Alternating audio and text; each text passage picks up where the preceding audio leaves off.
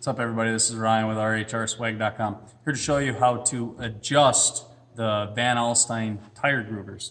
Well, the cool thing about it is they actually supply the Allen wrench for you.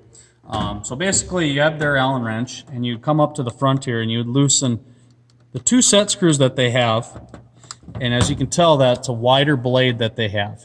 Well, that's an older used one. When you have the new one, it has a sharpened edge that is already there for you. When you would want to insert it in here, you would have it set. Takes a little bit of wiggling, but you can get it pretty easily. And you can see how I can kind of slide it left and right. Well, you want to try to center it to that center indicator as the best as you can. And then you would tighten your set screw,